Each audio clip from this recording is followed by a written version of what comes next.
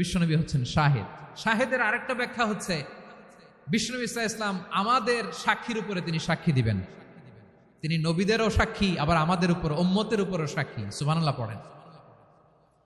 রব্বুল আলামিন বলেন, وَكَذَلِكَ جَعَلْنَاكُمْ أُمَّةً وَسَطًا لِتَكُونُوا شُهَدَاءَ عَلَى النَّاسِ وَيَكُونَ الرَّسُولُ عَلَيْكُمْ شَهِيدًا। আর অনুরূপভাবে আমি তোমাদেরকে মধ্যমপন্থী উম্মত হিসেবে তৈরি করেছি, প্রেরণ করেছি। ব্যালেন্সড উম্মাহ, মধ্যমপন্থী উম্মাহ হিসেবে প্রেরণ করেছি, যাতে করে তোমরা সবার উপরে সাক্ষ্য দিতে পারো, আর যাতে তোমাদের নবী হতে পারে তোমাদের উপরে সাক্ষ্যদাতা। পড়েন সুবহানাল্লাহ। আমরা হচ্ছি ব্যালেন্সড উম্মাহ, আমরা সবার ব্যাপারে সাক্ষ্য দিব, আর আমাদের উপর সাক্ষ্য দিবে স্বয়ং বিশ্বনবী। সুবহানাল্লাহ পড়েন। তাহলে আমাদের নবী নবীদের উপরও সাক্ষী, আমাদের উপরও সাক্ষী। সেই বুখারীতে এসেছে আল্লাহ তাআলা কিয়ামতের দিন সাইয়েদনা নূহ আলাইহিস সালামকে বলবেন, নূহ তুমি কি দাওয়াত পৌঁছিয়েছো তোমার উম্মতের কাছে? নূহ আলাইহিস সালাম বলবেন, হ্যাঁ আমি পৌঁছিয়েছি। এবার নূহের উম্মতকে আল্লাহ জিজ্ঞেস করবেন, এ নূহের উম্মতেরা, তোমাদের নবী নূহ কি দাওয়াত পৌঁছিয়েছে? নূহের উম্মত বলবে, না আল্লাহ, আমাদের কাছে কোনো সতর্ককারী আসে নাই, কোনো নবী টবি আসে নাই, কোনো দাওয়াতও আমরা পাই নাই, আপনারাও চিনি নাই, জান্নাতও চিনি নাই, জাহান্নামও চিনি নাই। নূহ আলাইহিস সালাম বিপদে পড়ে যাবেন। তখন আল্লাহ বলবেন, নূহ তুমি বললা পৌঁছিয়েছো, তোমার উম্মত বলে কিছু পায় নাই। নূহ তোমার কি কোনো সাক্ষী আছে? তোমার কথা আর তোমার উম্মতের কথা তো মিলে না। তুমি বললা তুমি আমার নির্দেশনা দাওয়াত পৌঁছে দিয়েছো, কিন্তু তোমার উম্মত বলে পায় নাই। নূহ তোমার পক্ষে কোনো সাক্ষী আছে? নূহ আলাইহিস সালাম বলবেন, আছে। কে? উম্মতে মুহাম্মাদী। তখন আমরা বলবো, আল্লাহ নবী নূহ আলাইহিস সালাম তিনি আপনি যা যা বলেছেন ঠিক তা তার উম্মতের কাছে পৌঁছে দিয়েছে। এবার নূহের উম্মতের সাথে আমাদের ঝগড়া লাগবে। তারা বলবে, তোমরা আসছো আমাদের হাজার হাজার বছর পরে, তোমরা কি করে জানলা? তোমাদের সাক্ষী ধর্তব্য হবে না।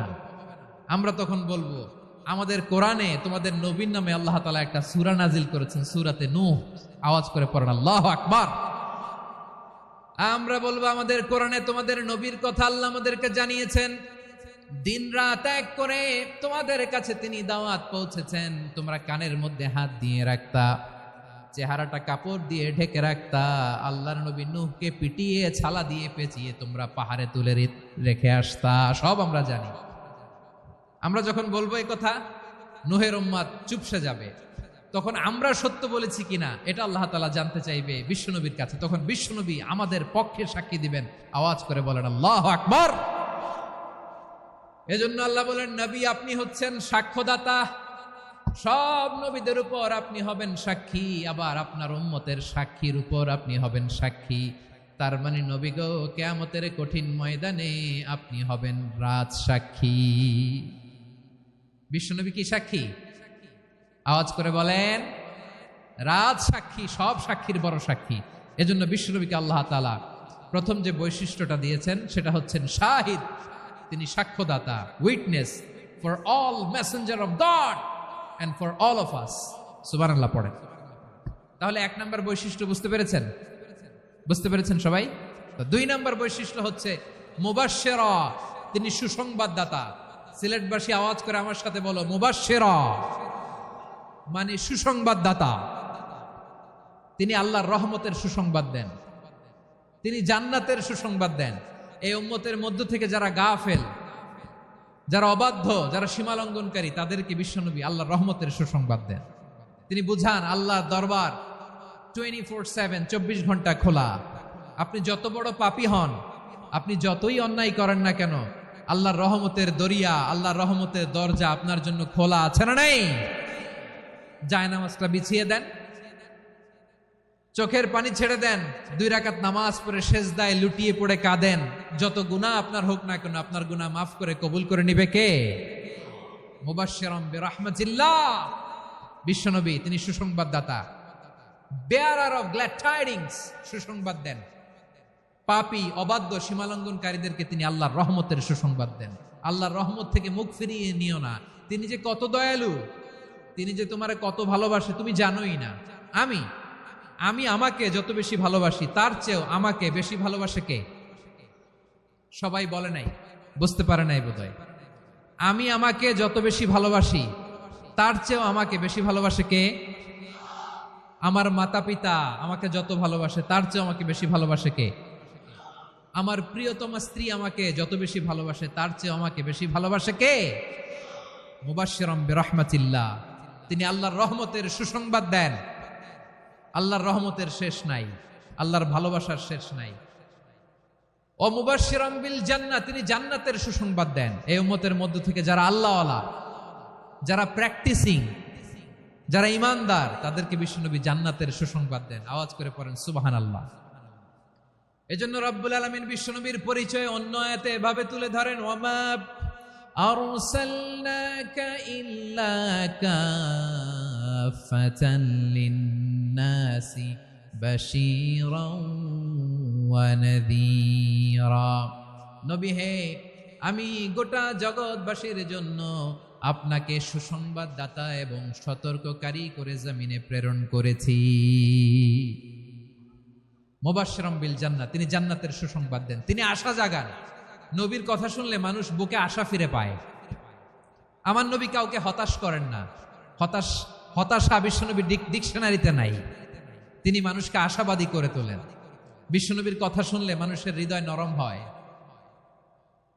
তারা আশা ফিরে পায়। বিশ্বনবীর মুখ নিঃসৃত পবিত্র প্রতিটি কথাই আশা জাগানিয়া।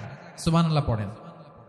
আপনি প্রিয় নবীর মুখ নিঃসৃত বাণীগুলো পড়েন, কথামালাগুলো শোনেন, দেখবেন আশা পাবেন, বুকে আশা পাবেন, ভালোবাসা পাবেন।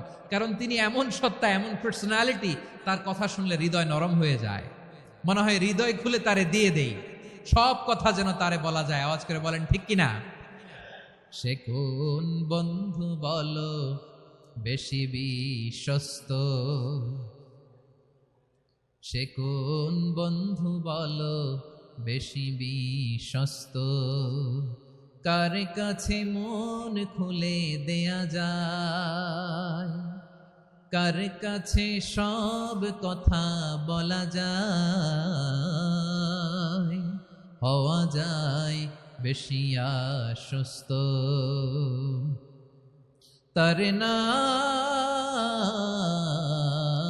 আহমদ, বড় বিশ্বস্ত। সে কোন বন্ধু বলো বেশি বিশ্বস্ত, কার কাছে মন খুলে দেয়া যায়, কার কাছে সব কথা বলা যায়, হওয়া যায় বেশি আশ্বস্ত। তার নাম আহমদ, বেশি বিশ্বস্ত। যে জন কখনো ব্যথা দিতে জানে না, যে জনকে বলি মুছে দেহি বেদনা, যে জন কখনো ব্যথা দিতে জানে না, যে জনকে বলি মুছে দেহি বেদনা, হৃদয়ের হাহাকার কবুল করে নিতে আর কারে বুক এত প্রশস্ত। তার নাম আহমদ, বেশি বিশ্বস্ত।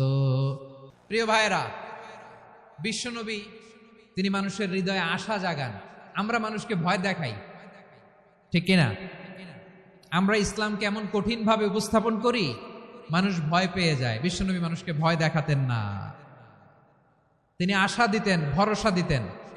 কানা রাসূলুল্লাহ সাল্লাল্লাহু আলাইহি ওয়াসাল্লাম ইযা বাআসা আহাদান মিন আসহাবিহি ফি আমরিহি কানা ইয়াকুল বাশশিরু ওয়ালা তুনাফিরু, ইয়াসসিরু ওয়ালা তুআসসিরু। কাউকে কোনো দায়িত্ব দিয়ে পাঠালে সাহাবাদেরকে তিনি বলে দিতেন প্রত্যেককে যে বাশশিরু ওয়ালা তুনাফিরু, মানুষকে সুসংবাদ দিও, দিন থেকে ভাগিও না।